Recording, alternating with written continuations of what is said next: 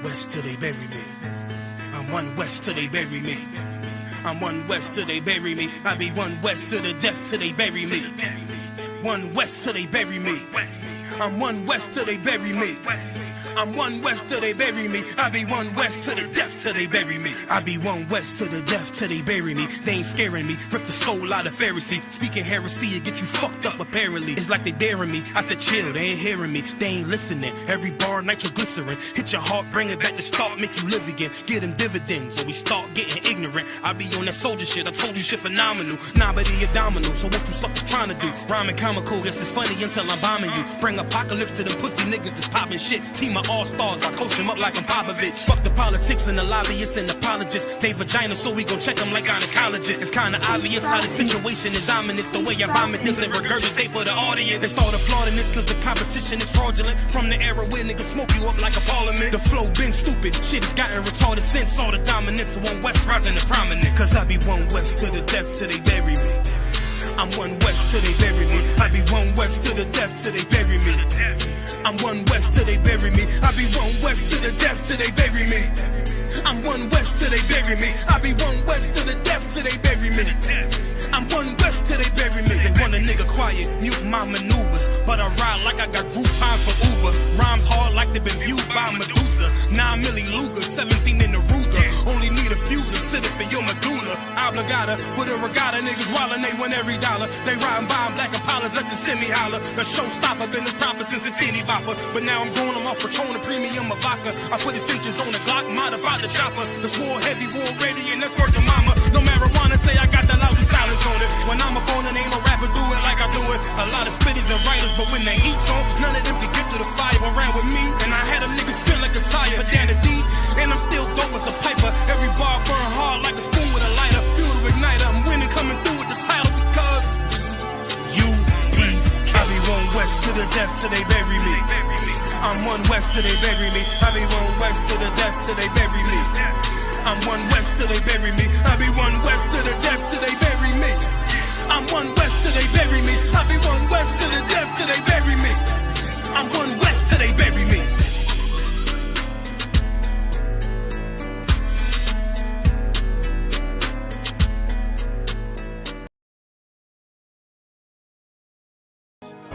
Any man give his life for Yahweh Shai, Mashiach, and Christ, and fall up under that UPK banner.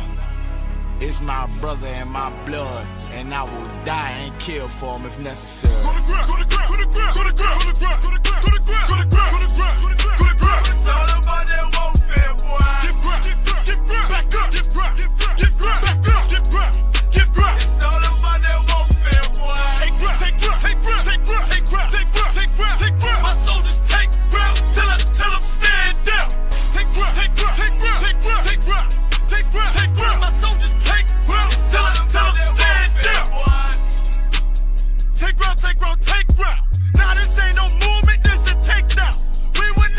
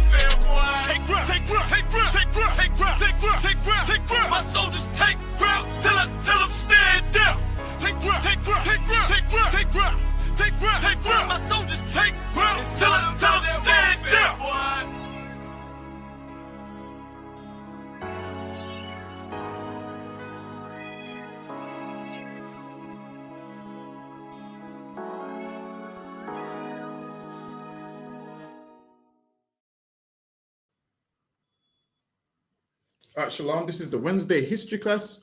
Also, remember, check out Commanding Journey Johanna's radio show, which is Monday, 2 a.m. UK time. I believe for now it might be 1 a.m. until our clocks change. When the last Sunday, I believe, our clocks changed the last Sunday this month. It's frozen. Oh, he always does that. We also got the feast day coming up tomorrow. We got 2 feast days coming up. So we got the feast. We got 2 days of Purim, which is Thursday and Friday, 7 p.m.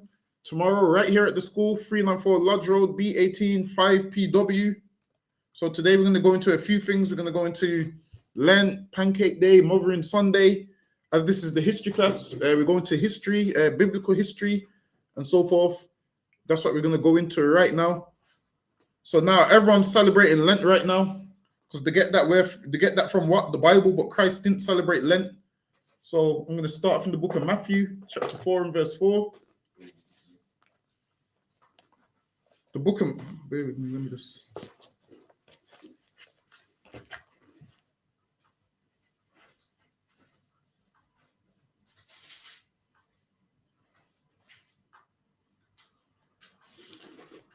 All right, so in the book of Matthew, chapter 4, verse 4, and any questions, sis, just ask them and we'll get to them. So any questions you got, just ask them. Also online, any questions you got, just ask them and we'll get to them.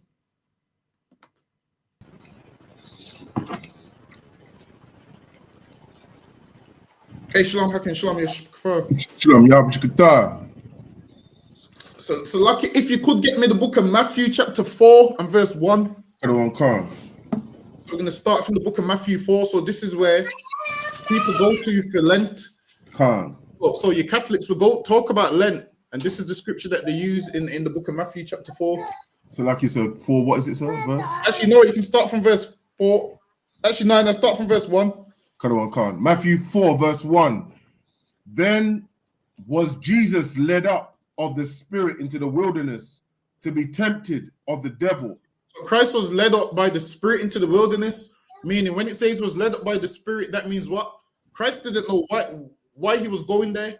Sometimes, if you notice, sometimes you're doing things and you don't know why you're doing it, and then something happens like, oh, I was meant to be at that place at that time. Christ was led by the Spirit. The Spirit of the Lord led him to that wilderness for this purpose. Go ahead. To be tempted of the devil. And when he was there, he was tempted by Satan. Go ahead. And when he had fasted 40 days and 40 nights. And that's where Catholics get it from. Catholics get it from this. They get 40 days and 40 nights from this. So what you will see is Catholics will have Shrove Tuesday, Ash Wednesday, and Pancake Day. They'll have all of those. So that's why they do these things. So you'll find that all of these things is a combination of them trying to tie things to the Bible that you don't find in the Bible. Go ahead. He was afterward and hungered. And when the tempter came to him, he said, if thou be the Son of God. Now Satan came to him the same way Satan comes to all of us. And Satan came to him and said, if you be the Son of God, go ahead. Command that these stones be made bread. And he said, command that these stones be made bread. Go ahead, Hakan. But he answered and said, it is written, man shall not live by bread alone. So now Christ is using the scriptures, man. Satan's saying, yo, if you be the Son of God, turn these stones into bread. So now there'll be something that you want. And Satan will come to you and say, yo, you know what? You ain't got no money. So go sell some drugs and you will get that money. You ain't got this. Go sell your body and you will get this. You want a car in a nice house? Go be a stripper and you'll get these things. Satan will come to you and tell you to do those things. Just so why he can go and accuse you before the Lord, like, yo, you see that person that claims these servant, they're not. Go ahead. Man shall not live by bread alone, but by every word that proceedeth out of the mouth of God. Go ahead. Then the devil taketh him up into the holy city and setteth him on a pinnacle of the temple. So now took him up into a high place and set him on the pinnacle of the temple. The pinnacle is the highest point in the city. Go ahead. And saith unto him, if thou be the Son of God, cast thyself down, for it is written. And he said, if thou be the Son of God, cast yourself down. And what's Satan trying to do right here? Trying to get Christ to commit suicide. That's what it's saying. Cast yourself down. What you'll find is the same battle that Christ had is the same battle that people have today. People that commit suicide have the same battle. Something in their mind tells them, do this and you will be saved. Do this. Why do you think people jump in front of trains and all of those things? Why? Because they believe the demon that comes to them. Now, when you see here, when it says Satan came to Christ, Satan didn't physically come to him. Satan came to Christ. How? Do you know how Satan came to him? Can't, sir. One second, okay. Let me just get the sister in the class. Oh, can't, sir. No, in his mind. So it came to him in his mind. So you see, every day we have this thing in our mind. Like everything we do in life, it starts in your mind. Something will say do one thing, something will say do the other. And Satan came to Christ in his mind, and he was saying to him, "Yo, if you're the Son of God, jump off this cliff." And he was trying to puff Christ up, saying, "Yo, you're the Son of God, man. You don't have to do none of these things. You can do blah blah blah." So that's how Satan comes to us today in our mind, and he comes to all of us in our mind. Before we carry out every action, something's in our mind, and there's always two sides. There's always something that says do it. There's something that says don't do it. So there's voices in our head, and then we decide which voice we're going to listen to. Go ahead, Hakan. If thou be the Son of God, cast thyself down, for it is written, he shall give his angels charge over thee, and in their hand. And people that don't follow the Bible and listen to that demon in their head, they end up committing suicide because they believe when these demons come to them and say, "Yo, you're going to jump and nothing's going to happen to you." Speak to a man that survived suicide and he will tell you that, "Oh, I didn't think this was going to happen. I was told to do this. I was told to do that." Everyone that's schizophrenic and a psychopath, in their mind, that what they have is a demon. Now, in science, they call it a psychopath and a schizophrenic and a paranoid schizophrenic, whereas in the Bible, and they call it mental health. In the Bible calls it a demon. Right. The Bible calls it an unclean spirit. Right. So now, the same demons that we see today is the same demons that was around in biblical times. It's just that back then those called demons and unclean spirits. Nowadays, they just give them names like mental health and all of those kind of things, but they're all demons. Go ahead. And in their hands they shall bear thee up, lest at any time thou dash thy foot against the stone. Go ahead. So like you said, if I may. Go ahead. Do you remember the pastor that said the lion's not going to bite him? Yeah, that one too. Can't. That's Same one of them kind of too. thing, right? He went in that cage and believed them lions weren't going to attack him. And why? Because he listens to them demons in his head, and that's what a ton of our people have been taught to do. Go ahead, Hakian. Khan, lest at any time thou dash thy foot against a stone. Jesus said unto him, it is written again, thou shalt not tempt the Lord thy God. So now this is just the backdrop of where to get Lent from. So I'm going to quickly go into the history of Lent. Bear with me. Why is this looking like this today?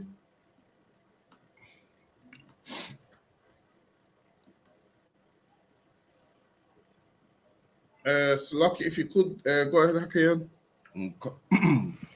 Khan. Lent, Latin, is the solemn Christian religious observance in the liturgical year in preparation for Easter. It echoes the 40 days Jesus spent fasting in the desert and so that's what Lent come from. They get Lent. Why? Because they say Jesus fasted for 40 days. Also, they say Elijah as well. Elijah, I believe Moses was in the mountain for like 40 days as well. So something along them lines. So they tie all of those, and then that's where they get Lent from. Go ahead. Khan. Temptation by Satan. According to the Gospels of Matthew, Mark, and Luke, before beginning his public ministry, Lent is usually observed in the Catholic, Lutheran, Moravian, Anglican, United, Protestant, and Orthodox Christian traditions. So it's letting you know it was observed in those religions. Hold on, let me scroll down. Go ahead. Which days are enumerated as being part of Lent differs between denominations. So different denominations do it on different days. Go ahead. Although in all of them, Lent is described as lasting for a total duration of 40 days. and a number of days Jesus, as well as Moses and Elijah, went without food in their respective fasts. Hold on, let me scroll down.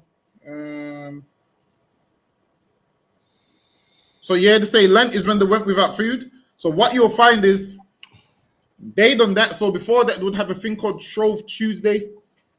Then they would have a thing called Pancake Day, where they would say, you know what? Because we're celebrating Lent, we need to fatten ourselves up. So we're gonna have a cheat day. So Pancake Day was like their cheat day.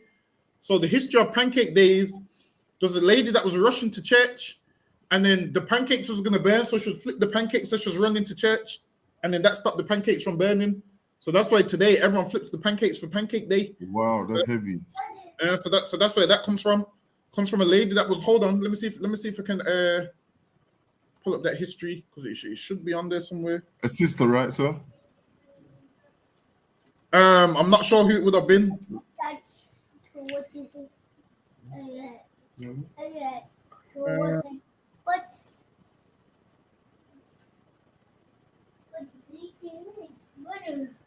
Hold on, it might be here. Bear with me.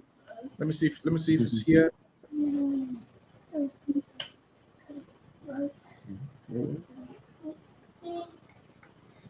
Hold on.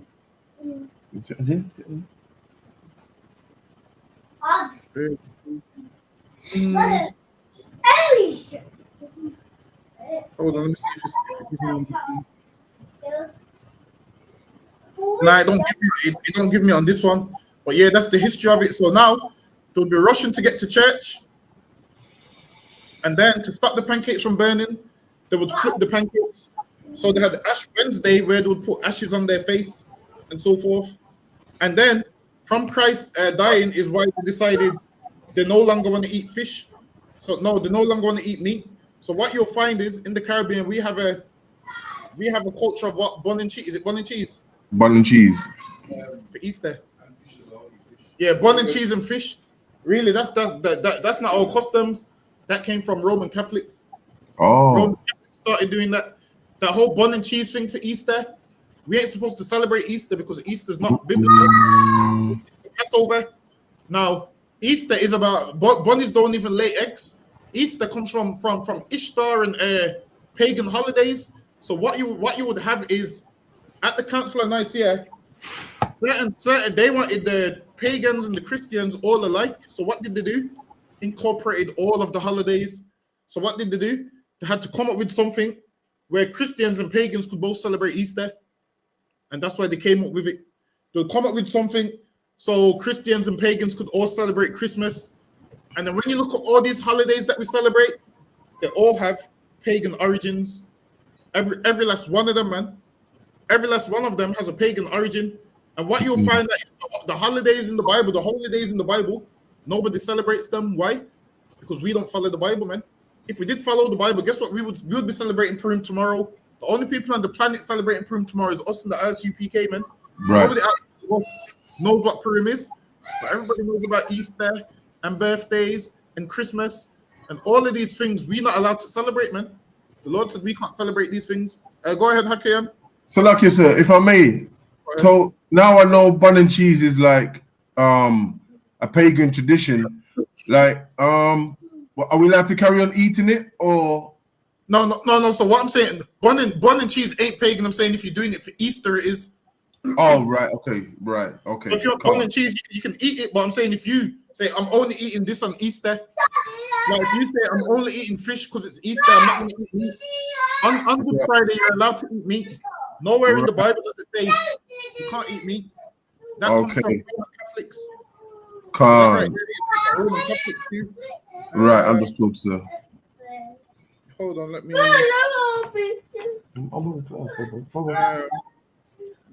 Yeah, go ahead. Let me get the rest of this. Okay, Khan. Lent is a period of grief that necessarily ends with a great celebration of Easter. So now they celebrate Lent, and it's meant to be a period of grief that ends with a great celebration of Easter. So what you'll find out is with Lent, people do this thing like, oh, I'm cutting out this, I'm cutting out this, I'm cutting out this. And then as soon as it's over, they go back to what they're doing, man. They go back to what they're doing. That right there sounds the same as what Muslims do. Oh, I'm fasting, so I can't smoke no more. But then what do they do as soon as these Muslims finish fasting? Start smoking again, man. Start doing everything that's doing evil again. And how ironic, Lent and Ramadan is the same time, because they both celebrate the same thing. That's right. Why do you think Catholics are borderline fasting? And why do you think Muslims are fasting? Right. Because what you'll find is Muslims are basically Christians. That's what they are. Right. They celebrate the same thing as why? Because Muhammad came in what? The year 600 after the Council of Nicaea. So everything that was implemented in that council. So like this, Go ahead. so you're saying Christ came 600 years before Islam. Yes. Right. So that's how they got everything from us. So then Muhammad came, and then those Christians that was expelled from Jerusalem. Some Christians and Jews was living inside of Arabia and around the routes where Muhammad would travel. So what did he do? He would ask them questions, and they would tell him they serve one God. And then Muhammad was like, you know what? That sounds smart to serve one God. So one day he came up with a revelation and told his people, you know what? We need to get rid of all the other idols and have one. And then he came back to those same Jews and Christians and said, yeah, I had a revelation from God, and God said, you should follow me. And they laughed at him and said, what you believe contradicts our scriptures. And then they was like, why are we going to follow you when we taught you? And then that's why when you read the Quran, you'll find out, you'll see why Muhammad hated the Christians and the Jews so much. So that's why he hates them so much. You'll read it and you'll realize that he's calling them all sorts of names. Why? Because he's mad that they didn't follow him. Because obviously they knew what he believed contradicted the Bible. Right. Go ahead, Hakian. Karawan Khan. Thus, it is known in the Eastern Orthodox circle as the season of bright sadness. The purpose of Lent is the preparation of the believer for Easter through prayer. It's the preparation of the believer for Easter. And Easter comes from, hold on, Ishtar, bear with me.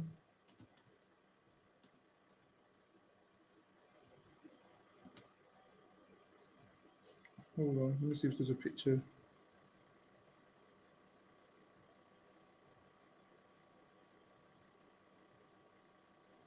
Hold on, this ain't showing me a good one. I'm just...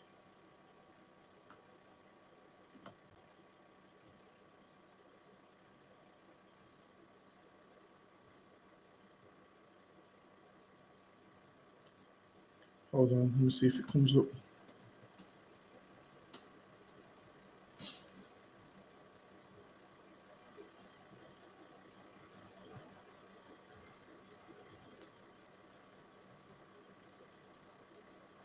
No, this ain't giving me the, what's it called?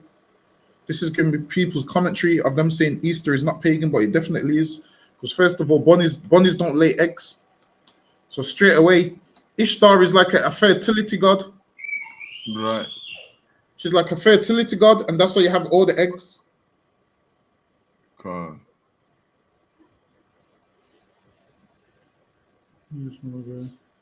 They've got to have proof as well if they're going to say it's not pagan. They've got to have proof of that, haven't they? All you have to do is, I don't know why this is looking like this. No, I don't know why it's looking like this. It's fine.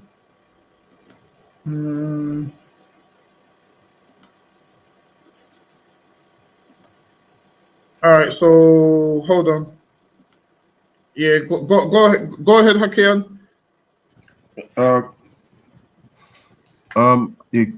Is it Hannah? Inna? What did you say? Inanna is an ancient Mesopotamian goddess of love, war, and fertility. So that's who she is. Love, war, and go ahead. She is also associated with sensuality, procreation, divine law, and political power. Procreation, and that's why they have all the eggs. Because back then they used to believe in a lot of these idols and believe this will make them fertile. So they believe in a lot of this stuff. So once the pagans came in, they tried to switch the Passover with Easter. And then people believe that Easter is a biblical holiday when it's not. Go ahead. Karawan Khan, originally worshipped in... Go ahead. Yes, Lucky, go ahead. Quran Khan, originally worshipped in summer. She was known by the Akkadian Akkadian, I believe. Akkadian empire, Babylonians and Assyrians and Ishtar, Wait, and which when you translate that, it translates to Easter. Go ahead. in what, Greek? English. No, is that Ishtar? Is not. Oh, okay. That's just what they would call it back then. In Khan. in Babylon and them places. All right, okay. And it means Salaki. What did it mean again? Did you say? Ishtar. Yeah, Ishtar. Ishtar. It means she's like the queen. They used to call her the queen of heaven. All right. And occasionally the logogram. Her primary title is the Queen of Heaven. And her primary title is the Queen of Heaven. So Hakim, get me Jeremiah chapter 7 and verse 18. Khan. Jeremiah. Actually, you know what? Captain Crawford's gonna get it. Khan. I'm here now, you know. Are you here now? Oh yeah, go ahead. Khan. Jeremiah chapter 7, verse 18. The children gathered wood, and the fathers kindled the fire, and the woman kneaded their dough to make cakes to the Queen of Heaven. To the what? To the Queen of Heaven. So we've been worshiping this false idol from a very long time ago, so much that in the book of Jeremiah, our people's worshiping the same Queen of Heaven. That's what they was doing. They was worshiping the same Queen of Heaven. And that's how you know the Bible's true, because she's got the title here in history. Right. And even the Bible years ago lets you know that's what she was called. Right. The same Queen of Heaven. So over time, the Queen of Heaven would become people would denote the title Queen of Heaven to mothers and their Mother's Day and so forth. So like you said, so Okay, go ahead. this time here when we're in Jeremiah now, yeah, and we're now so the children here, gathering wood, he's talking about the Israelites, right? Yeah. So we've now followed this custom, and this is after. Sorry, can you give me the time dispensation of Jeremiah, please, if you could? So Jeremiah is before Christ. Right. So Jeremiah is Old Testament, and then this is before the Greeks and all of them was ruling. So then what you would have is once the Greeks started ruling and the Romans started ruling, they adopted these same things and they just tweaked the name a little bit. So you'll find that all the gods that they had in Babylon is the same gods that Rome and Greek have today. They just changed the name. So one of them will call her Venus, and the other one will call her, I can't remember what the other name is. And is this why Jeremiah came out and he started to prophesy against our people doing wickedness? Yep, and this is And why this when everybody. Sorry, sir. The Sorry, Roman sir. form of Venus is Aphrodite. Yeah, that's it. So people always talk about aphrodisiac, right? And Aphrodite and all of those things. And then you find that these is Roman and Greek gods. So over time, once the Romans conquered the Greeks, they had a Greco-Roman Empire, meaning they kept a lot of the Greek gods and gave them Roman names. And then a lot of those Roman names made its way into Christianity. Why? Because the Roman Empire started converting to Christianity. So a lot of the things that Christians do comes from the Greeks and the Romans. So what they do is they hold the Bible and put things in the Bible that's not in the Bible. Right. So now when you read the Bible, you'll read the Bible and you'll see things like Adam and Eve ate an apple where that's nowhere in the Bible. It doesn't say that they ate an apple in the Bible. That's right. Whereas when you read it, whereas because you've been hearing it so long, and the Romans had a god that used to carry an apple. That's why they draw those. I think it was a Greek god that used to have the apple. So that's why they draw those images when they talk about Adam and Eve, and that's why people think they ate an apple, because all of that comes from the Greeks and the Romans, and we stick with those things till this day. If I may, sir, if I could, you know, after this part here, it says the Queen of Heaven, and to pour out drink offerings onto other gods that they may provoke me to anger. Mm-hmm. But basically saying that, you know, if we celebrate Easter, we're provoking God to anger, right? Exactly. That's exactly what it's saying. That's exactly what it's saying. It's saying if we celebrate these things, we're provoking the Lord to anger. And that's what we do. And now we provoked the Lord to anger so much that we ended up in slavery. We ended up being sent from, we ended up being kicked out of the land of Israel. We fled into West Africa. We still was on some nonsense there. And what happened? From West Africa, we was taken to the Caribbean. We was taken to the Caribbean.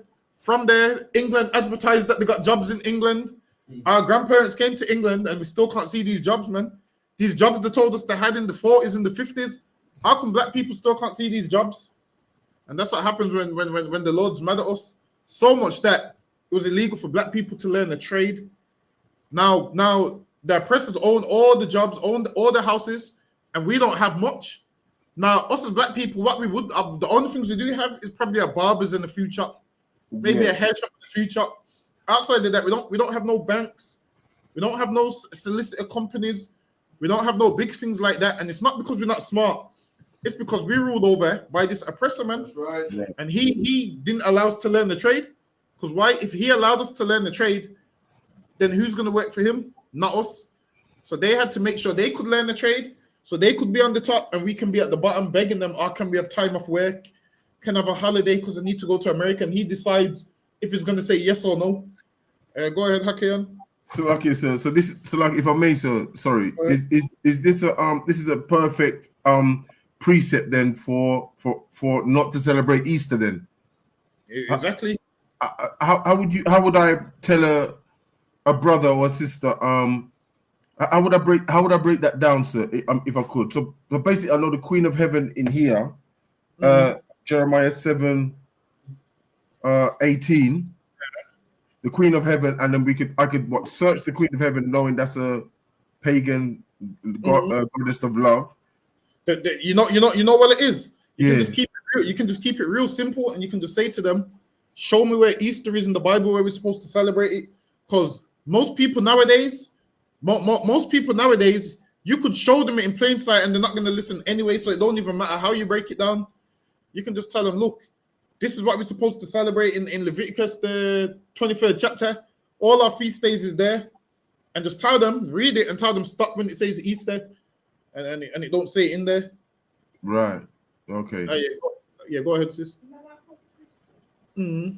Okay, like if they read like everything from the Holy Bible, Yeah. why can't they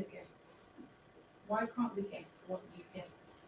You know, like how you're saying, like,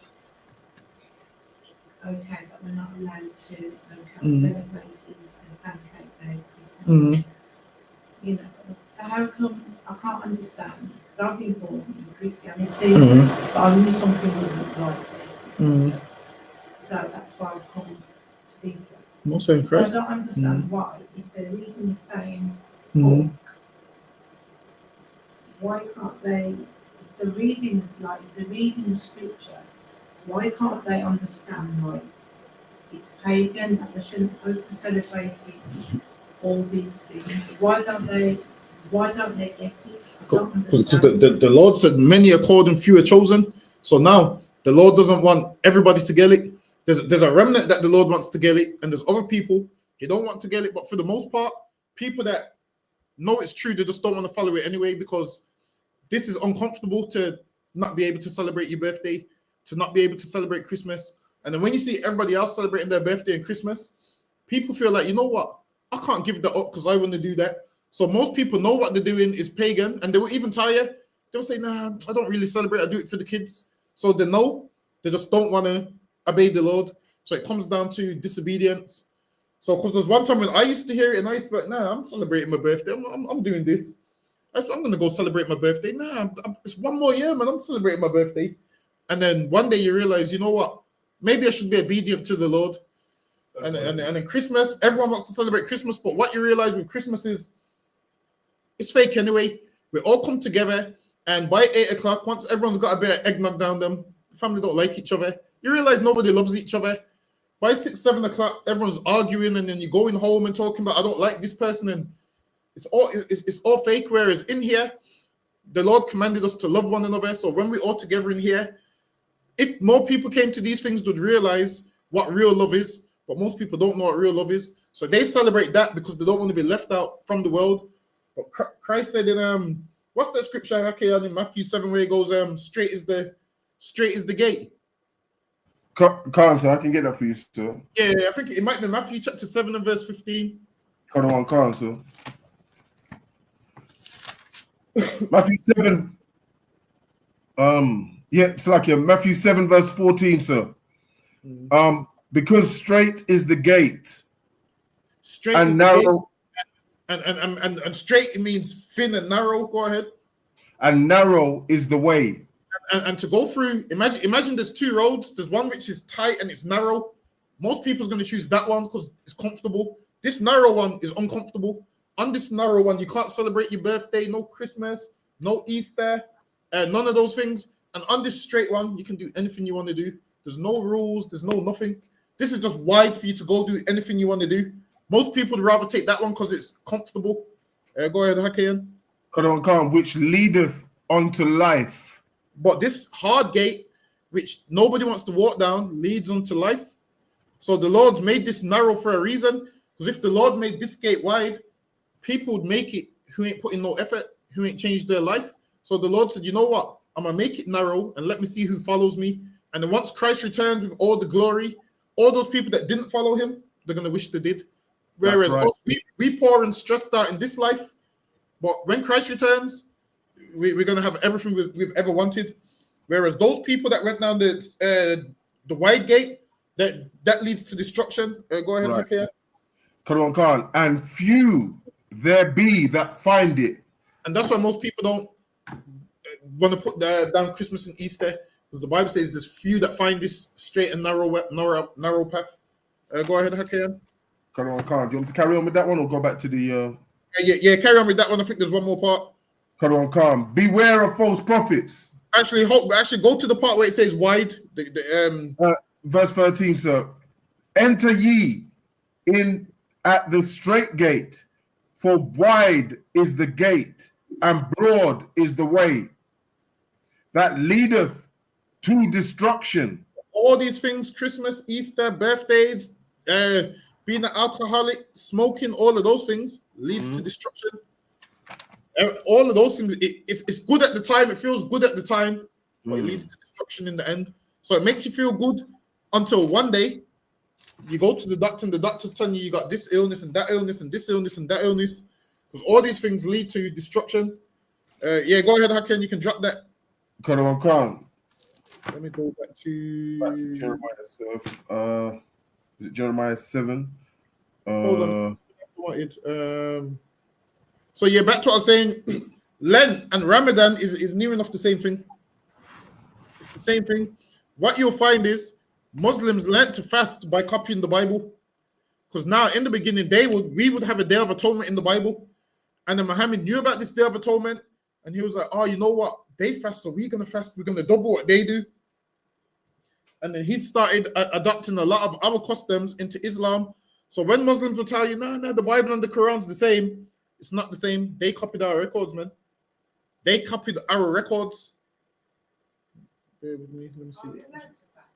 Yes. Okay. It's biblical to fast. But while it is, we don't fast the way the Christians do it.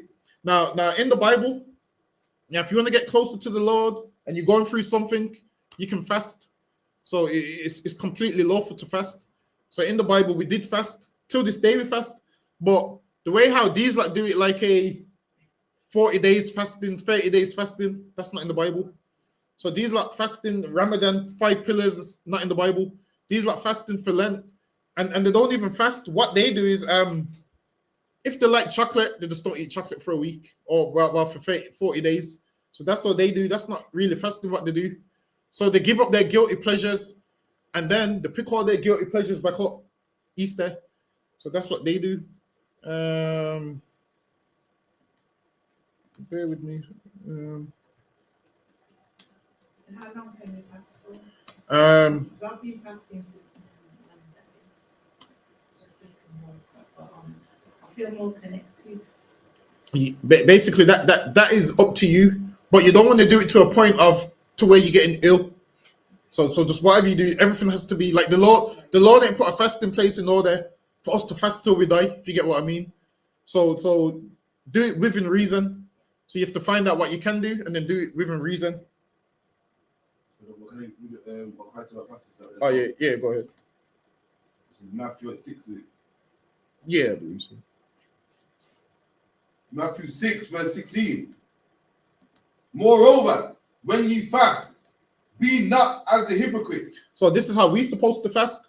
It says, be not as the hypocrites, and the people that fast that are hypocrites are the Muslims. Everybody knows the fasting. They let the world know. Oh, because I'm fasting, I'm so hungry. I'm tired. I'm hungry. I've been fasting for 8 hours. That's what the Muslims do. Go ahead. Christ told us we can't fast that way. Go ahead. Be not as the hypocrites, of a sad countenance. Of a sad countenance, meaning everywhere you go, you're letting the whole world know you fast. Like that's what Muslims do. Everybody knows the Muslims are fasting. They can't even stand up at work. They're all crouched over, holding their stomach, waiting for you to ask them what's wrong with you. So just so they can say, "Oh, I'm fasting." That's what they do. They do all of that just so they can say, "I'm fasting." Go ahead. For they disfigure their faces. And they disfigure their faces, meaning they'll have the chapped lips, they'll have a sad countenance and all of those things. Go ahead. Of a sad countenance, for they disfigure their faces, that they may appear unto men. So they do that so they can appear unto men. So Muslims fast, not because they're trying to get closer to God. They do it, why? So they can appear to men to fast. So that's what they do. Go ahead. Verily, I say unto you, they have their reward. And Christ said they have their reward, meaning the reward that they have is men think you're righteous. Their reward is, all right, people think you're righteous because you let them know you're fasting. Go ahead. But thou, when thou fastest, anoint thine head. So now Christ is telling us when we fast, we anoint our head, meaning we put oil on our face. Go ahead. And wash thy face. And wash our face. That way we don't disfigure ourselves like they do, so everyone knows the fasting. Go ahead. That thou appearest not unto men to fast. And then the way we do it, we don't even appear to people that we fast. So we'd be up and down about our daily business. Nobody would even know. Whereas with the Muslims, they have to let the whole world know. Because what they're doing, they know their God ain't real, so they ain't fasting to their God. They're fasting to man. And they have their reward. They pull out their prayer rugs in the street. I don't know if you've seen it in the gym in the morning. They got their prayer rugs on. Have you seen them with their prayer rugs doing all of this? And I'm thinking, this ain't the place. Go home and do that. So they do that. So we can look at them and be like, yo, he's so righteous. And really, they're just doing it for show. Because surely, if they wanted to pray, they could go do it in secret. Is that in the same chapter? Yeah, go ahead. Come. That thou appearest not unto men to fast, but unto thy Father which is in secret. And thy Father which seeth in secret shall reward thee openly.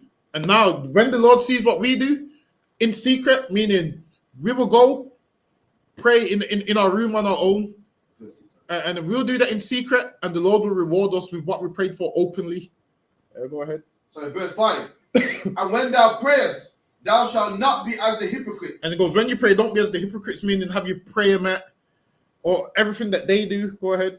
For they love to pray standing. Listen, these Muslims love to do that so much that near enough everywhere you go in, every workplace you go in the world, they got a prayer room for them. Have you noticed? Wow. Everywhere they got a prayer room for them because every minute they don't want to do their job, they want to go and pray. Every minute they want to go and pray. I was working with one of them every 5 minutes. He wanted to go and pray until I was like to him, like, yo, you know, you got to take that out of your break. I was like, yo, if you want to go pray all that time, you go do it in your break. And he reported me. And then luckily, the manager, he's white that don't like Muslims anyway. And he was like, yeah, you have to go do it in your break. It's not fair. What if everybody else wanted to go pray all these times? And then when we told him take it out of his break, he stopped praying that often because he realized that's what I'm saying. This break meant more to him than praying. He was on a scamming thing. He didn't want to work anymore. Every 5 minutes, this is what he would do. He would go for a cigarette, then he would go to pray, then he would go toilet, and it would be off the shop floor for at least half an hour. And you couldn't go on your break on time because he needs to go and pray. Every Friday, at a certain time, he's going to the mosque when he's meant to be at work, saying, "Oh, I have to do this. It's religious." And I'm saying, but you was just smoking that long ago. Like, you can't do both. I'm saying either you go for a cigarette or you go and pray. You can't do both. Pick one. Go ahead, Hakim. Oh, it was you. It was you. Go ahead. For they love to pray standing in the synagogues and in the corners of the streets. For they love to pray standing in the synagogues and the corners of the streets. And the same way the Jewish man does it It's the same way the Muslim man does it. They pray so people can see them and say, "Oh, he's so righteous." We ain't supposed to do that. Go ahead. Khan. That they may be seen of men. Verily I say unto you, they have the reward. It says that they may be seen of men. Christ said, "Verily I say unto you, they have their reward." Go ahead. But thou, when thou prayest, enter into thy closet. Christ said, when we pray, enter into our closet, meaning it doesn't literally mean go in your wardrobe. It just means go somewhere secret. It just means go somewhere where there's not a large body of people. Now, obviously, we're all praying together. That's different. But this is talking about, like, you know, if you're out and about on your own. Go ahead. Khan. And when thou hast shut the door, pray to thy Father which is in secret. And then you do that in secret. Why? Because you ain't seeking no vain glory. So it goes pray in secret. Go ahead. Khan. And thy Father which seeth in secret shall reward thee openly. And it goes, your Father which sees you in secret shall reward thee openly. Is that on that? Yeah. All right. Go ahead, Hakian. Let me get this one. Come. Abstaining from meats on Fridays is a practice observed by many Christians. So now, because of Good Friday, they would abstain from meat on Fridays. They would abstain from meat on Fridays. And what happened is Catholics started to abstain from meat every Friday. And being in England, sister, what do we go and get on? What do we get on Friday? What do most people have on Friday? Fish and chips. There you go. That's why. So because everyone abstains from meat, and this is a Christian country, that's why we have fish and chips on Fridays. You'll find that most shops sell the most fish and chips on a Friday. Why? Because Catholics used to abstain from meat. So because they would abstain from meat and the meat wouldn't sell on Fridays, everyone would go to the chip shop, and that's why fish and chips is such a big thing on Friday. True. And that's why, listen, I can't lie, I've had some good fish and chips on a Friday, but I'm not abstaining from meat. Mine is just, I like fish and chips. Yeah. To me, it's just fish and chips. But if you're a man that believes you're doing something religious, if you have fish on a Friday, then you basically doing what pagans do. Now, if you just like fish and chips, get fish and chips, man. But no, there's no religious purpose. There's no religious reason that tells you should have fish and chips on a Friday. Read that from me, Hakayan. Quran Khan. It is done as a sacrifice in honor of Jesus. See? So now if you get fish and chips on a Friday, because you're doing this in sacrifice in honor of Jesus, you ain't honoring Jesus, man. You're just doing what Catholics did. Now, if you get fish and chips because you like fish and chips, that's different. Go ahead. So Salakia, who sacrificed his flesh for humanity on Good Friday. See, so they say he sacrificed his flesh for humanity on Good Friday. So now, first they would not eat meat on Good Friday, and then it extended to every Friday. So every Friday is why, you know what? One day, Hakeem, I'm gonna do a TikTok. I'm gonna go to a chip shop and ask them what do you sell the most on Friday. Well, I might have to do it for you down this side. Just so I can prove my point that fish and chips is the biggest seller on a Friday. Con. Abstains from meat because this is a Christian and Catholic country. Oh, that's a good idea. Now, because obviously Henry VIII wanted to divorce his wife, so he stopped it from being a Catholic country. But obviously, they still kept the Catholic customs. Go ahead. Kadwan Khan, Catholics age 14 and older are required to abstain from meat on Fridays. Once your child is older than 14 on Fridays, you would have to get them a fish and chips, some type of fish. And what you'll find is most, even Caribbean shops till this day, on Friday, they do a fish fry. They do fish fry. If you want fish from any Caribbean shop, Friday is the day when you're probably going to get it.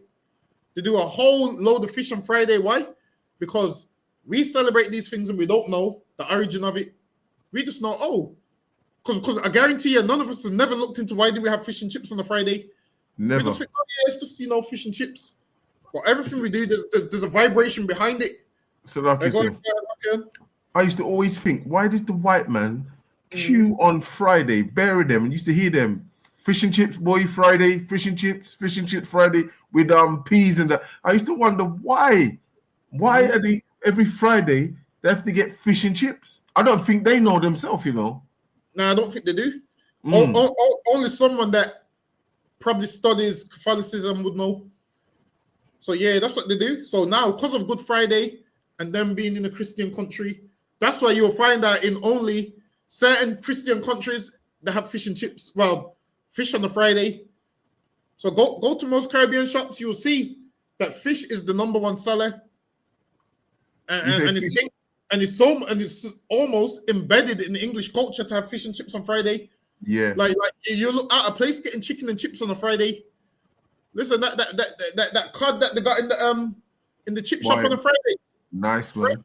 Now go look at that cod on the Tuesday, so shriveled up, man, because it's been there for ages and nobody wants it. But when you go on a Friday, it's fresh. You dip that in the ketchup, Hakia. Listen, you gotta have that ketchup with it, man. You dip that fish in the ketchup. I'm telling you, that fish and chips is real good. Now we get fish and chips because we like fish and chips. We don't get it because we're abstaining from meat. Listen, I have chicken and fish meat. I abstaining from no meat. I have both. Why not? Go ahead, Ian. All Fridays of Lent are days of abstinence from meat or abstinence. So they would abstain from meat because why? They read scriptures when Christ said, "Eat my body" and so forth. So they read that and then they'll be like, "Well, Christ died on that day, so in His honor, we need to abstain from meat." Whereas in Christ's honor, this is what you do: you abstain from drugs, you abstain from killing your brother, you abstain from killing your sisters, you abstain from hating one another. That's what you should do because Christ died. Do those things, man. Don't abstain from meat. Listen, the thing that Christ said you could do, that's the thing that you don't want to do. And the things that Christ actually died for, you still do those things. It makes no sense, man. Christ died so we can have a second chance to change our life. Lucky, go ahead. There is a precept for the Good Friday. Yeah, go ahead. Matthew 12 and 40. Just as Jonah was in the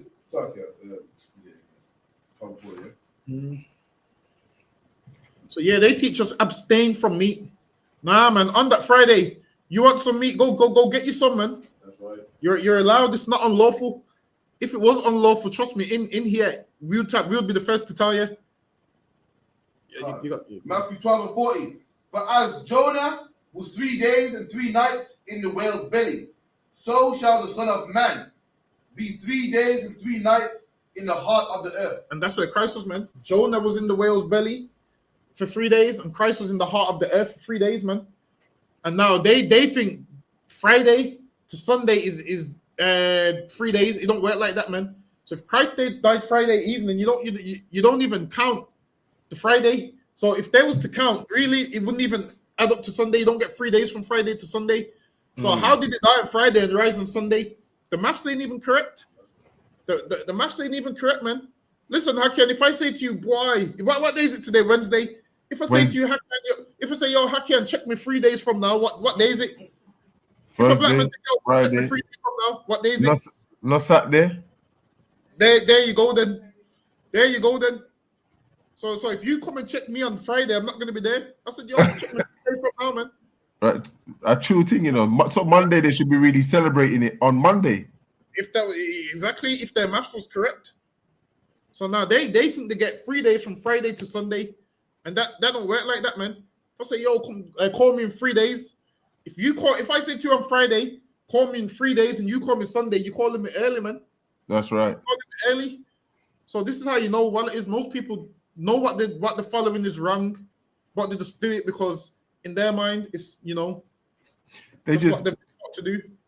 So like you said, it's just them wanting to do, yeah, like you just said, they just want to do what they want to do. They don't really care. They don't really, you know, invest themselves in, you know, really following and really giving their mind, soul, and body to the Lord. They're just giving their body to food on the day that they want to eat it.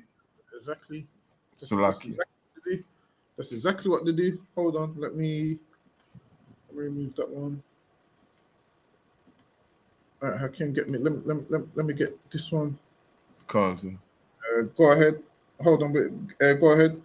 Yeah, it's not come up yet. Okay, Lewis M. Groen, August 8th, 1917, May 30th, 2011, was an American entrepreneur, businessman, and lifelong resident of Cincinnati, Ohio.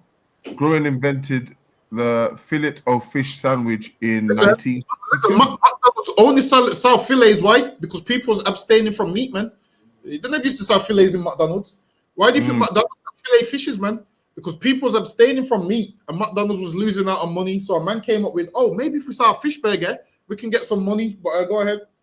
Karan Khan, he invented the sandwich at his struggling McDonald's restaurant to satisfy his customers. At the time, most of his customers were Roman Catholic and abstained from eating meat on Fridays. Listen, man, even the filet of fish was invented because people was abstaining from meat that much. So there'd be no filet of fish if these Catholics were abstaining from meat. Listen, man, you Muslims wouldn't have nothing to eat, man, in McDonald's. Go ahead. The fish au fillet served with cheese and tartar sauce is now served at McDonald's restaurants throughout the world. And now they served it throughout the world, which lets you know the power of them Catholics, man. Imagine them Catholics abstained from meat so much that a man came up with an idea, because on Friday, most places wasn't getting no sales. So now people started serving more fish. Why? Because everyone was abstaining from meat. So much that now McDonald's got a fish burger. And that's the origin of the filet of fish. Get me? How can you might have to do a TikTok on that as well for me? Yeah, I'm just trying to hit you funny, you know, because I just got I'm just about typing the name, you know, now. Get me? Do both of them. Do the fish and chips one, and then do the filet of fish one. Yeah, I'm about to get his full name. Can you pull it down a little? What is it?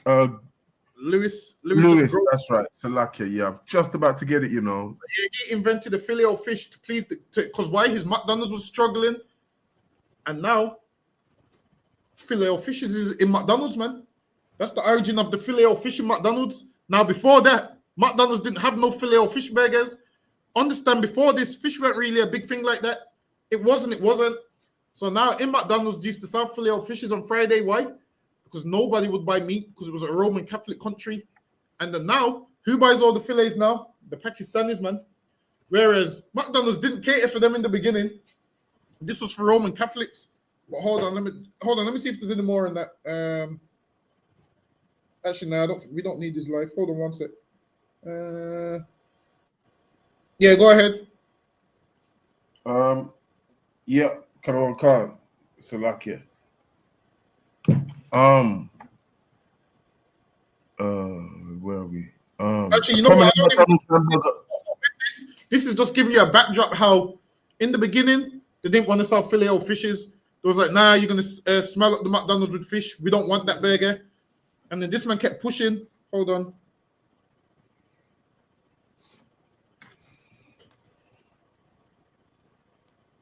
So yeah, this man said they had a competition. One man put up. Actually, you know what? Yeah. Actually, you can read it. Actually, you can read it. Salakia, okay. Salakia. A prominent McDonald's hamburger restaurant franchise from 1959 to 1986. After he introduced his sandwich in 1962, McDonald's Corp founder and CEO Ray Kroc was not exactly impressed with the ideas of having a fish sandwich on his franchise menu. Therefore, he thought that he had a better idea, a hula burger, which had simply a breaded fried pineapple slice. Now, this man, because people weren't eating meat, he thought on Friday he's gonna have a fried pineapple. He was gonna fry a pineapple. Go ahead. Actually, you know what? We don't need to get all of this. At the bottom, basically, the man they had a competition. One man was frying pineapples, one man fried fish, and then in the end, the one who fried fish, his burger sold more. And then after that, they said it's on the menu. So that's how they came up with That's how they came up with the filet burger. So, like you said, did you ask me to go to the fish shops and ask them? Do they sell? Actually, you know what? I don't know. Wait, you reckon you should do that on there? 100%. I'll do it if you want. Okay. I could do it if you like. It's up to you. I don't mind. I just want to get the right wording. Go to the fish shops and ask them, do they sell fish and chips more on a Sunday, on a Friday? Yeah, you can ask them. What do you sell more of on a Friday? Do you sell more chicken and chips or fish and chips? Just to prove your point.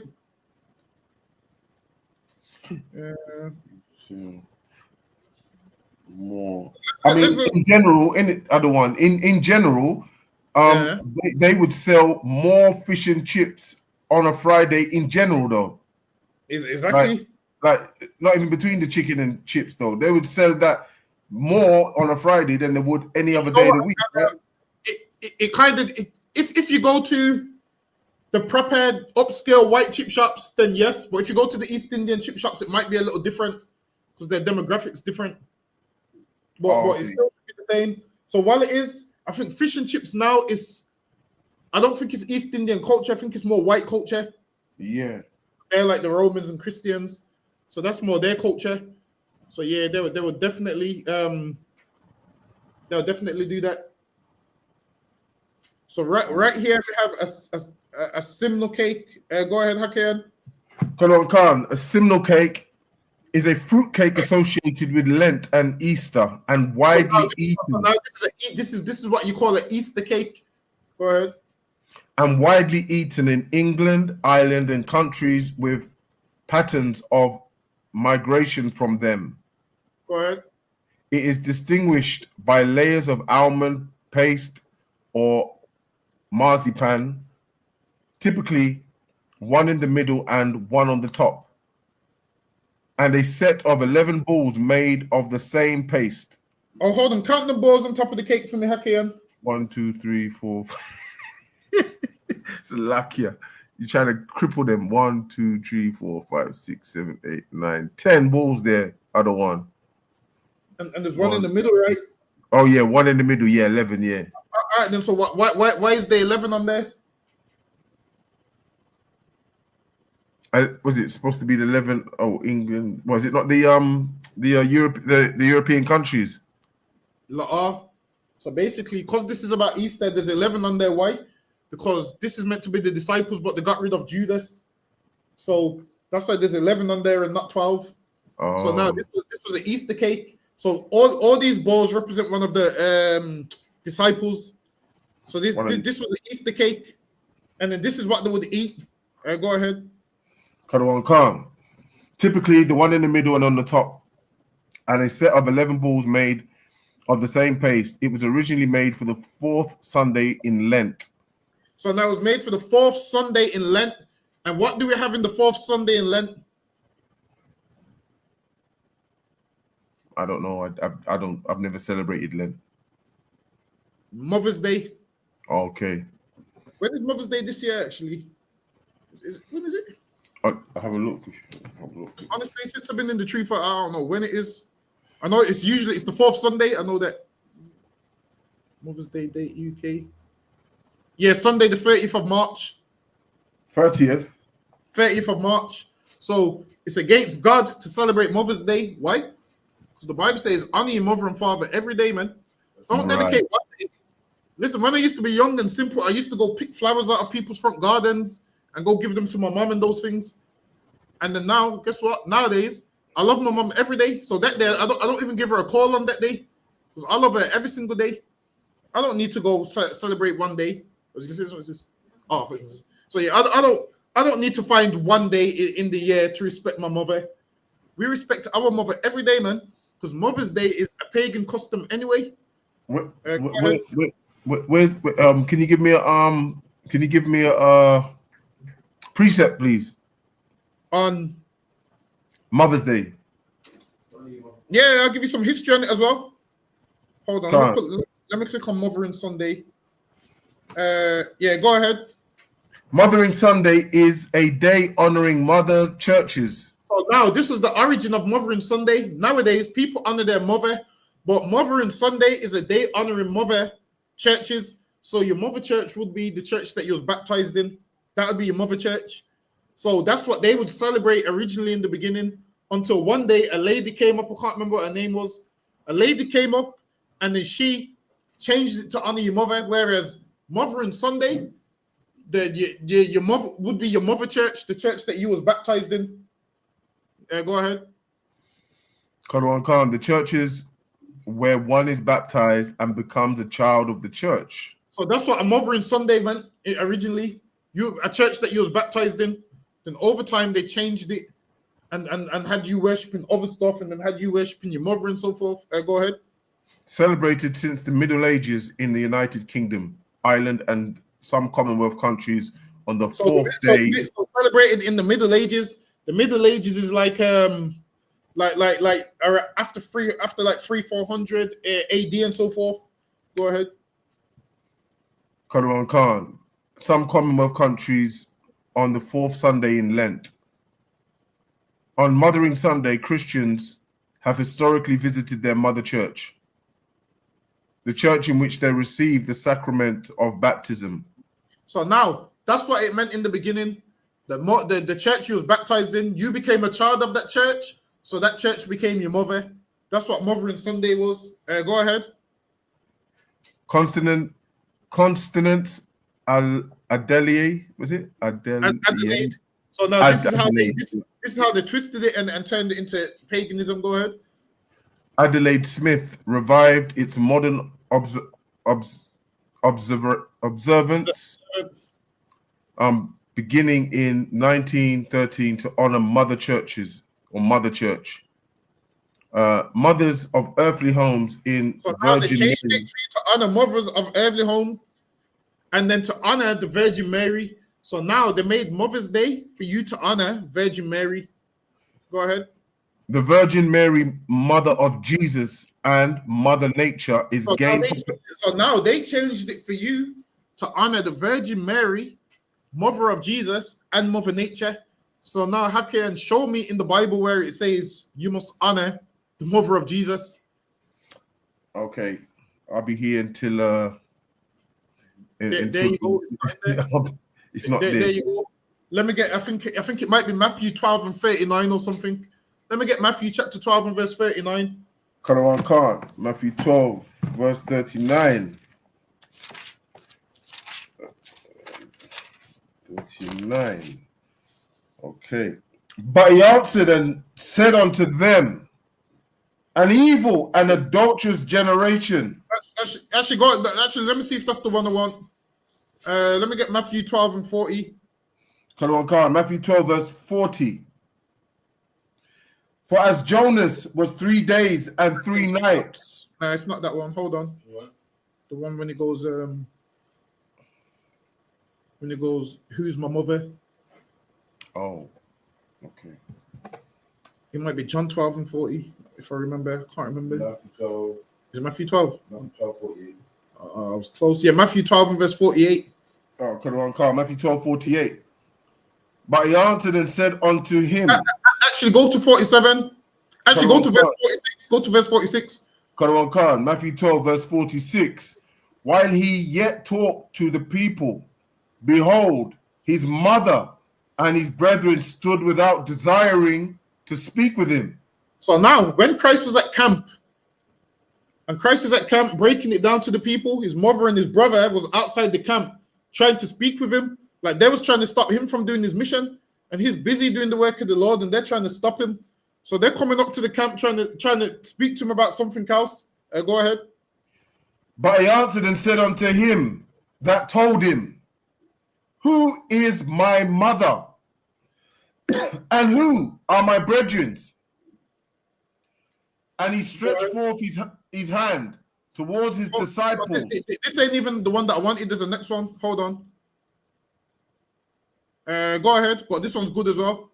And said, behold, my mother and my brethren, for whosoever shall do the will of my Father which is in heaven, the same is my brother and sister and mother. Listen, Christ didn't say honor Mother Mary. Christ said, whoever does the will of my Father. That's right. That's my mother and my brethren, man.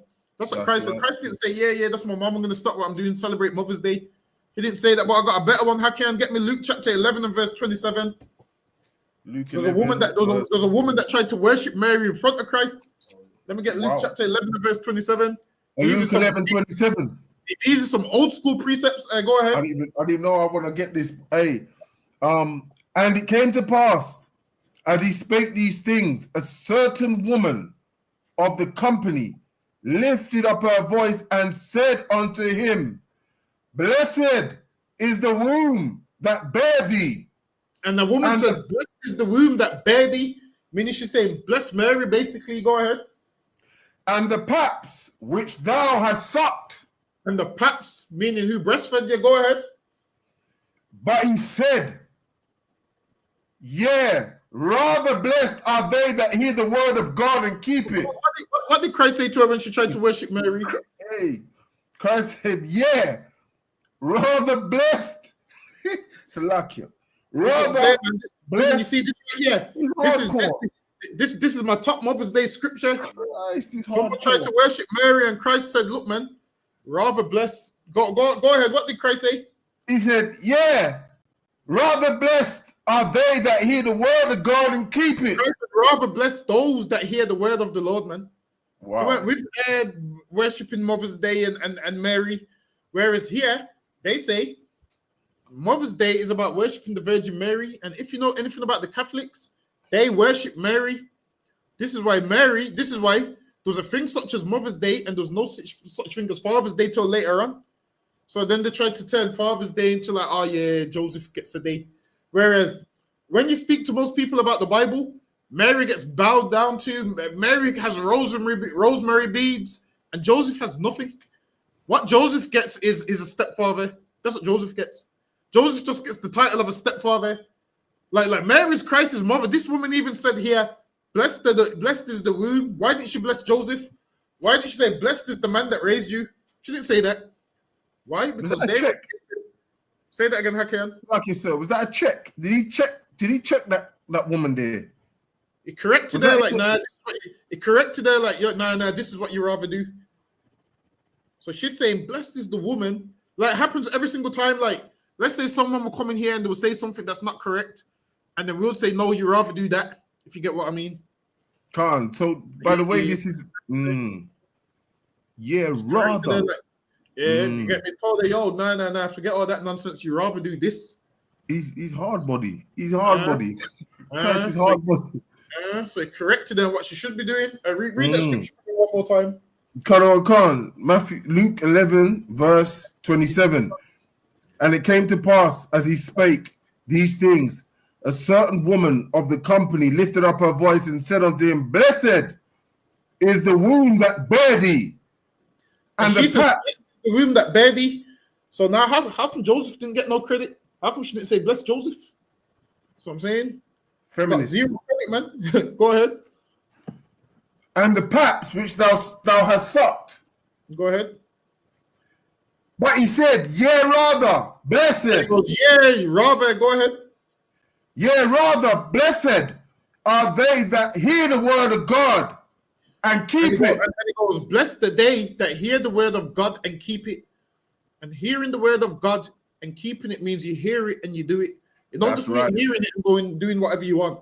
It don't mean hearing that Mother's Day is wrong and then you just go buy your mother some flowers on Mother's Day.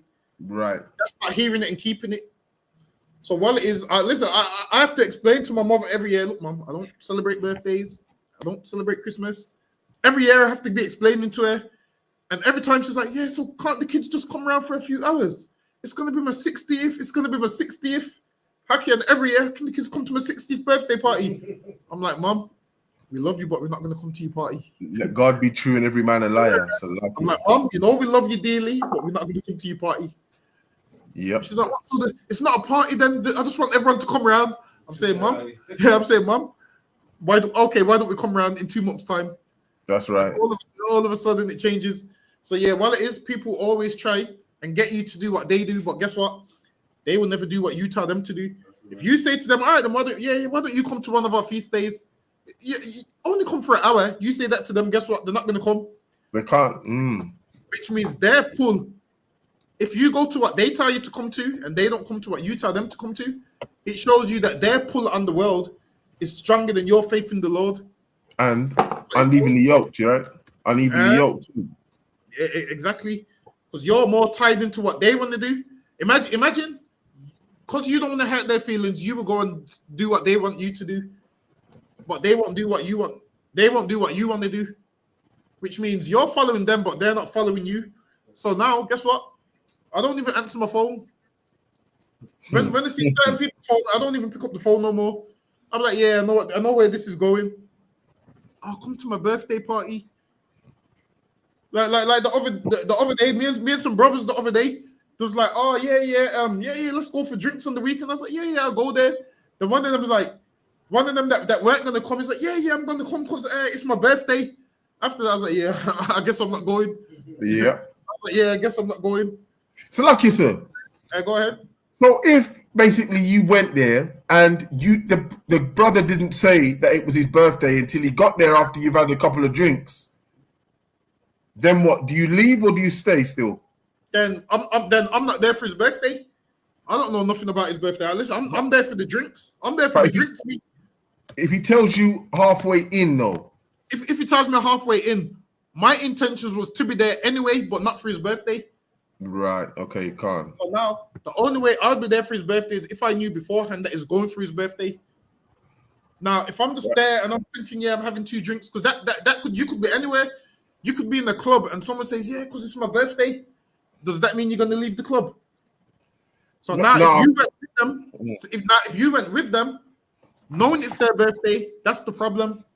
But when you've had the drink there, now you know once you've had the drink, sir. Is it lawful for us to continue to drink after knowing that it's the man's birthday now?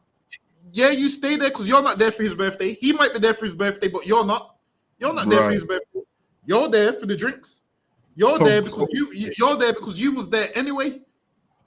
Right. So if I may, sir. So lucky. I need to get this because it's twanging my mind a little bit.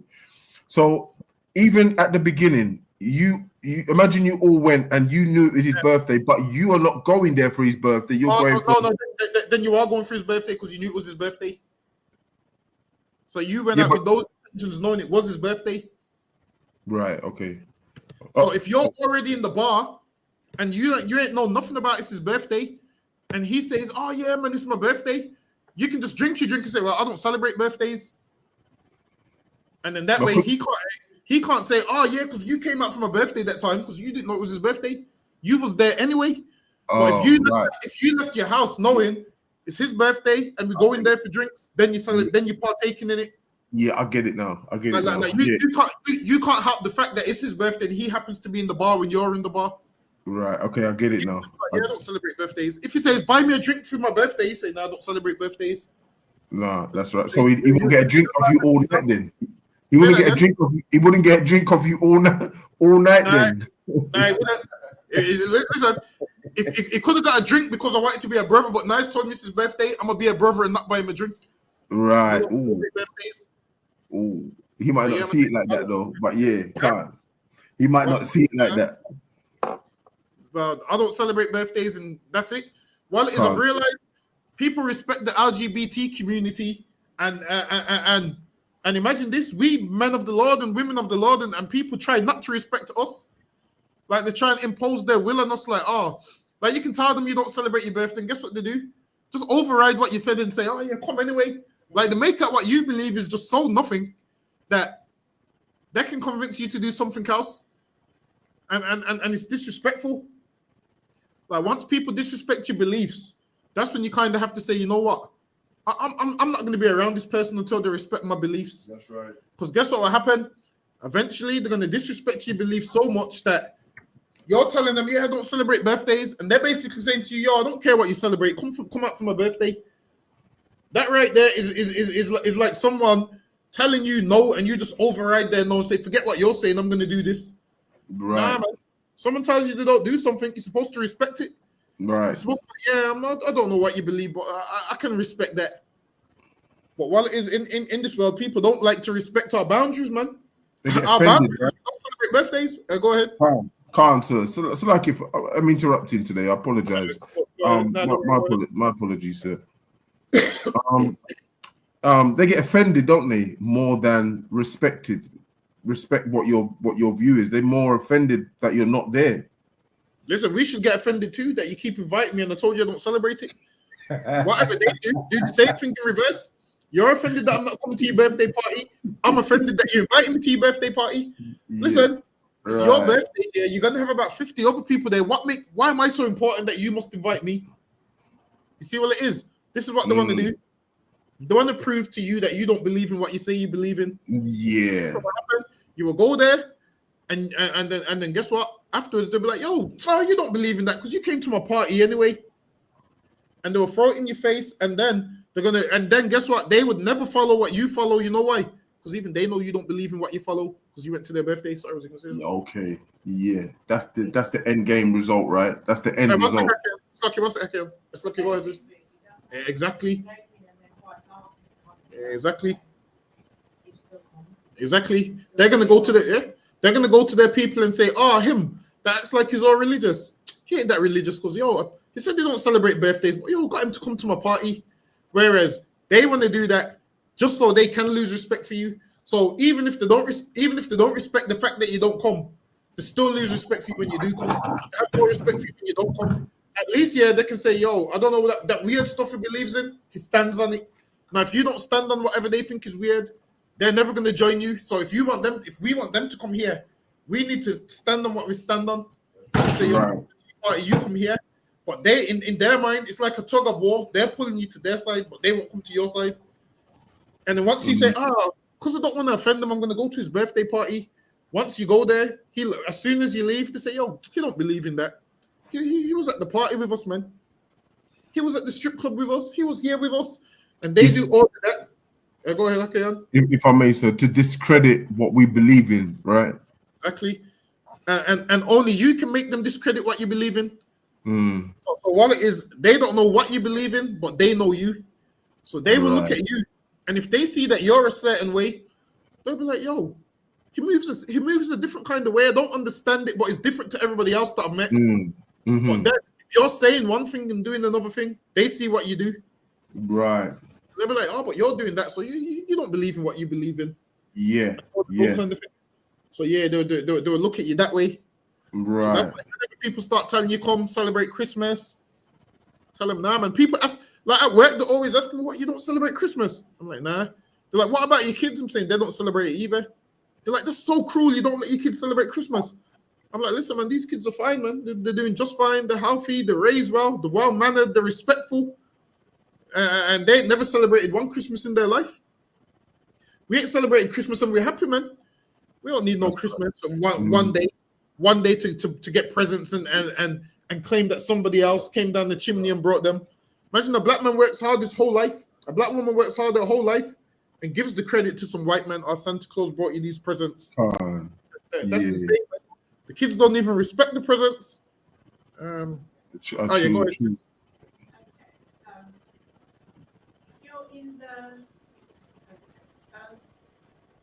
You're going to be acting like you're different from the work. Are they allowed to go like to parties and things like that? Yes, but it depends what type of. As long as it's not attached to some pagan stuff. So if it's just sorry, say that again. Give you some examples. All right, let's say you see a flyer for a party that you want to go to, and it's not attached to nothing. Like, say for instance, that sometimes they have birthday bash. Let's say there's so you can't go to a birthday bash because it's a birthday party. So let's say there was like K Pretends in town or something, and you want to go. You're allowed to go. Yeah, let's say Beanie Man or someone's in town and you want to go. You can go. There's them festivals you want to go. Listen, my dad goes to all them reggae parties. Those defined to go to, because it's just a party. So those things you're allowed to go to, but it's like if it's a Christmas party, then you can't go because it's attached to Christmas. It's a birthday party. It's attached to a birthday. It's an Easter party. It's attached to Easter. But if there's just an anniversary, a wedding anniversary, you can go. Things like that. Them kind of things you can go. So, it's just a family. You just want to party, you can just go. So yeah, things like that you can do that. But then it's anything which is attached to another god we can't do. Whereas a birthday would be attached to another god, Christmas would be attached to another god, so we can't do it. Now, if there's something like Jamaican Independent, that's not attached to nothing, you can go. You can just go for the music and the food or whatever. There's all of those kind of things. Them kind of things you can go. If there's Windrush in the square or whatever, you can go. if there's a celebration for black soldiers or whatever, you can go. Things like that, you can go, because those is just regular functions and get-togethers. So everything you do, you just check if it's attached to another god. Then if it's attached to another god, then we can't go. And outside of that, for the most part, you can go to them. So listen, if you see us in the party, that's when you see us in the party, because it ain't attached to no other god. So listen, them parties that ain't attached to none of that, we be in them parties. It's lawful, isn't it, sir? But we're out there, it's lawful. Definitely lawful. Listen, we about to party in the school tomorrow, man. Feast of Purim. We're about to have a party up in here tomorrow. So lucky, go ahead, Hakan. Khan. The holiday is often known as Mother's Day in the United Kingdom. So it's known as Mother's Day in the United Kingdom. Go ahead. And has become a secular celebration of mothers and motherhood. So now this has become a secular celebration of mother and motherhood. Hold on, let me see if I need this. So, Lucky, sir, can you just excuse me a minute, please, if you could? Oh, yeah, go ahead. Lucky. Let me see what I want.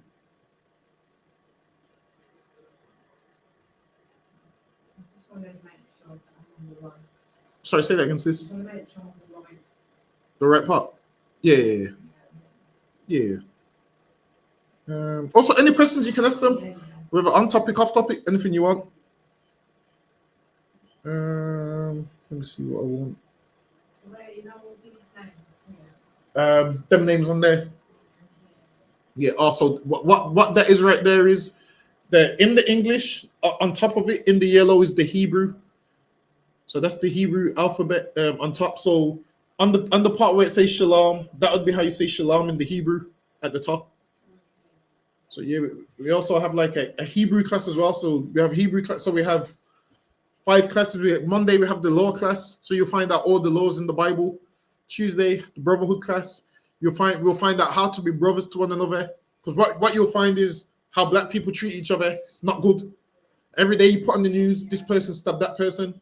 This person robbed that person. Whereas we teach the laws in here about the brotherhood. So that way, like say for instance, in here, if 2 brothers had an issue, you go to a thing which is called a council. So you'll have a council where you'll sit before men, that the generals, and they will listen to both sides, and they will decide who's right or wrong. And then you apologize to each other, and then you will move on going forward. Whereas the way we do it now, without doing it that way, we just stab each other. So that's how we do it now. Like how we do it now is I'm angry, he's angry, stab each other, and then that's what happens when we don't have counsel. So in here we got a ton of brothers in here, a ton of sisters, and any issues, the Bible says go to he and thee alone. So we go over that in the brotherhood class. Then today, which is the Wednesday class, we go over history. So we go over like biblical history and so forth. Then on Thursday we go over like the scripture breakdown. Then on Friday, there's a Hebrew class as well. So all the words that we use. So sometimes you might hear us say some words and you'll be like, what the hell does that mean? What the hell does that mean? And then in the Hebrew class is where you will learn certain words where you can ask the brother is excellent in the Hebrew. He will give you certain words and he does quizzes and homework and stuff. And then that way he helps everyone with their Hebrew as well. But I don't know if we got the literature in the school, but we got some. I'll give you some of the literature before you go, and you can just look over some of the literature. Let me see what else I want. Yeah, I'm here, sir. Khan. Oh yeah, I'm also in Christ. Salakia. I'm just trying to see what I want. This is talking about Mother and Sunday still. Hold on. Revival. Yeah, go ahead. Let me get this one. Reacting to Anna Jarvis' efforts to establish Mother's Day in 1913. Now the revived Mother's Day with a woman called Anna Jarvis. Go ahead. Constant Penswick Smith created the Mothering Sunday movement. Smith published a play in praise Mother's. Okay. Hold on, wait a minute. I'm gonna see if I can skip some. Bear with me. Can't. Hold on. Buns. You got the is it buns there? Cakes, buns. Yeah, this is just the stuff that they have. This is the things that they have. They have like fasting, simmer cake, mothering bonds, and so forth. They're so hypocrites because they don't even follow the scriptures really at all. And guess what's crazy? You see here, hold on, let me click on it. You see here how they have oh, this ain't even, hold on. No, it's not letting me. All right, let me try to pull it up in another slide.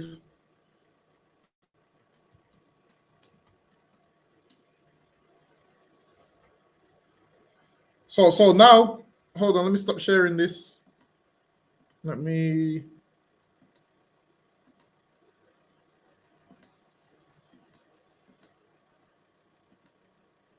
Can you see that on the screen, Hakeon? Yeah, I can see cakes and all kind of abominations. All right, then. So now you can see cakes. What did they bake to the Queen of Heaven? Them mother rolls there, the bars there. No. That's the Easter cake. They bake cakes to the Queen of Heaven. So now here you have what, mothering buns, meaning they still bake these mothering buns to the Queen of Heaven, but they give it to their mum. If you get what I mean. Right. So the customs ain't really changed from the days in Jeremiah. Right. Same thing they was doing back then is the same thing they're doing right now. So bake cakes to the Queen of Heaven. On Mother's Day, they bake cakes and so forth. Them hot cross buns used to be nice. I used to eat them all the time. Them hot cross, them hot cross buns with the raisins in. Listen, yeah, why? I don't even have to sell those anymore. I ain't seen them for a long time. Yeah, man. The glazed ones, the ones with the raisins and the glazed ones. Yeah, when it's warm as well. What with the butter, you just slice it open. Listen, Hakeem, when you're in Birmingham, I'm taking you to get some hot cross buns. Yeah, I'm going to get some hot cross buns. I'm coming, definitely. You're gonna find them, the ones with the glaze on. You see what it is? They're so simple. I can't explain. But they taste so nice. Listen, we're sounding like gluttonous right now. But listen, we're getting some hot cross buns. I'm hungry now. That's why. You like the ones with the raisins? Yeah, I like them. Yeah, I like raisins. Yeah, man. Them hot cross buns, they're too hard, man. We're definitely gonna get some. Hold on, let me pull up the slide. But you know what? I can't lie. I ain't seen them in forever. I'm trying to think when last time. Yeah, I haven't seen them even in the shops on the shelves. You know what? It's probably because we ain't been looking, but I'm gonna look for them. And you know what I learned today? I mean, I didn't even know bun and cheese was a white man's tradition. I didn't even know that. No. So while it is, the bun and cheese ain't a white man's tradition. Black people incorporated that into a white man's tradition. If you get what I mean. Right. So Yeah. now they started to add bun and cheese into Easter Sunday, into Easter and whatnot. But bun and cheese in the normal days, listen, ain't nothing topping bun and cheese, man. You see when that bun and cheese is fresh. Wow. You see if you get it from the bakery. Well, don't get it from Asda. You gotta go to the bakery. So you see if you go to the bakery and it's fresh. Wow. You get it fresh, not the one in Asda that's been there for a week.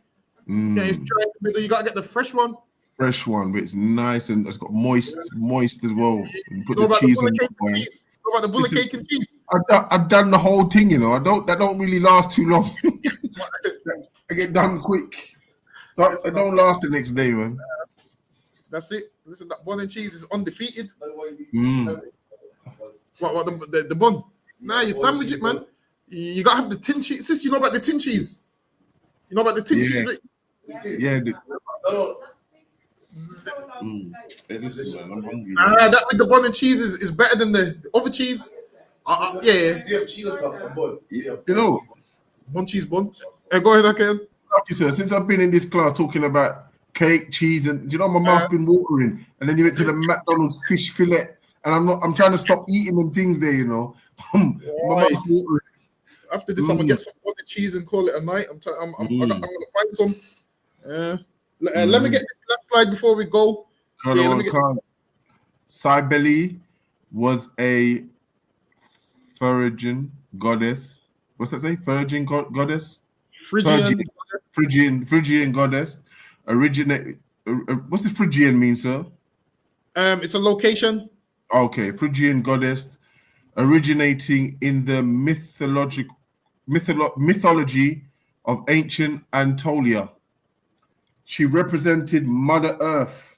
So now, this woman right here was worshipped as Mother Nature.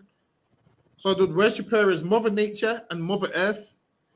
And also, it's against God to say, when something bad happens on Earth, it's against God to say, it's Mother Nature, because then you're giving the credit of the Lord to another God. So there was a God called Gaia. I'll pull her up in a second, actually, before we go. Right. So with her, what would happen is, like, you see, if there's a hurricane or a flood. Yeah. Now, people would say, it was Mother Nature, and then that takes away the credit from the Lord. Whereas there's no such thing as Mother Nature. The Lord sends the hurricanes and the tornadoes. That's right. And sometimes when the Lord sends these things, it's because he wants us to change our life. So the Lord says, I'll visit with tempest and storm and earthquake. Right. And then the Lord does that so we can see, he ain't playing no games and change our life. But what do our people say? It's Mother Nature. Because as long as we believe it's Mother Nature, we can continue to be evil without having a guilty conscience, knowing that these things happen for a reason. But go ahead, Kian. That's heavy. She represented Mother Earth and was worshipped as a goddess of fertility, nature, caverns, mountains, walls, and fortresses. So this is one of the this is another one of these mother goddesses that they worshipped. Hold on, let me pull up the next. Let me pull up the next one that I want. Fake gods who can't breathe, can't talk, can't walk, can't do nothing. Yeah. Bear with me. Hold on. Let me remove that one. Let me share this one.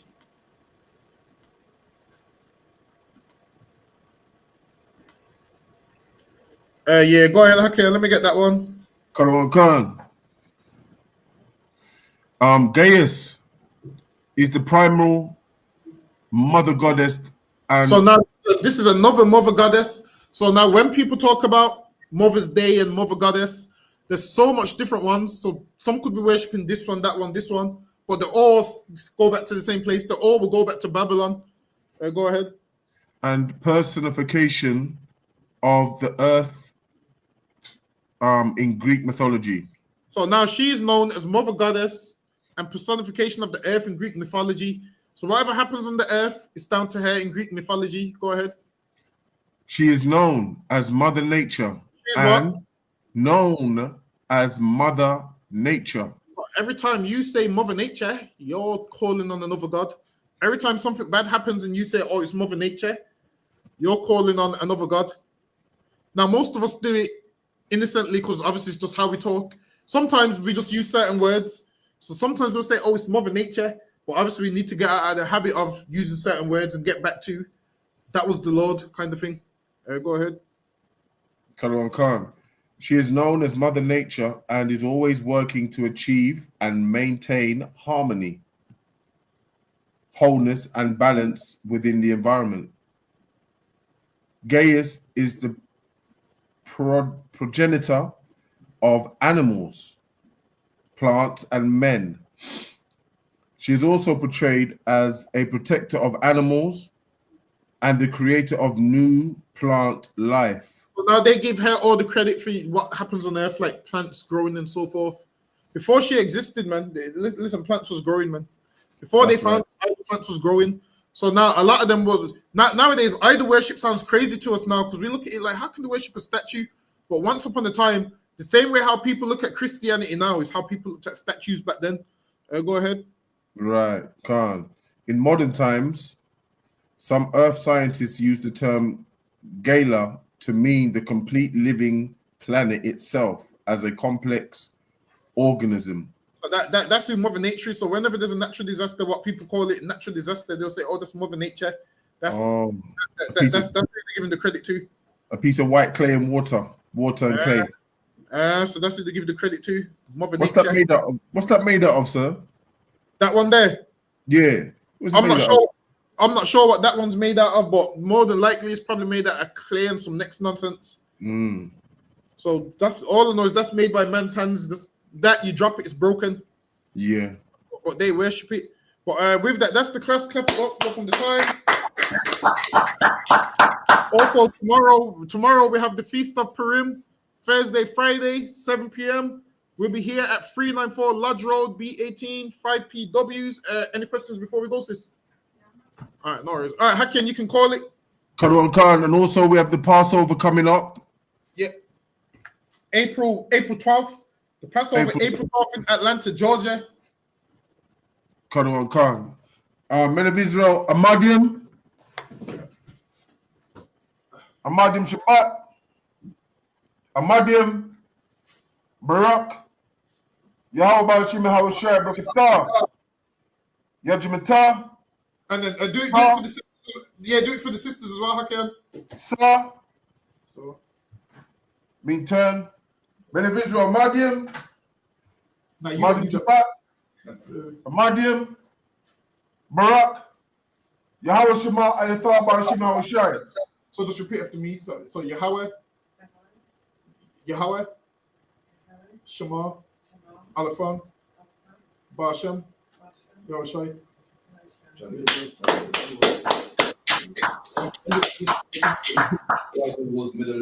Lord in Christ.